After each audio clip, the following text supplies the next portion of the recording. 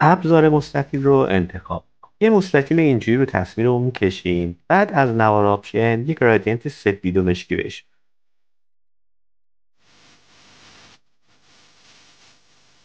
این مستطیل رو با آلت و درگ توی کل تصویر کپی بزن. تمام لایه های مستطیل رو با شیفت انتخاب میکنی و کانورت تو اسمارت آبجکتش میدی. از منوی فیلتر دیستور کویل رو انتخاب و شدت مورد پسندمون رو روش اعمال. این تکسچری که ساختیم رو باید به صورت یه فایل PSD ذخیره. چشم این لایه تکسچر خاموش میکنی. وقتشه که لایه بک‌گراندمون رو به یه اسمارت آبجکت تبدیل و دوباره سراغ فیلتر بریم و این بار فیلتر گالری رو انتخاب کنیم.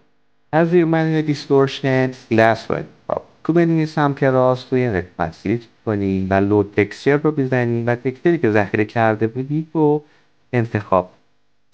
مقادیرش رو با سلیقه‌مون و تنظیم میکنی. اگه بخوایم باحال‌تر هم بشه، از اینجا یه فیلتر گلاس دیگه اضافه می‌کنی و یه خورده تنظیماتش رو تغییر بدی و تمام.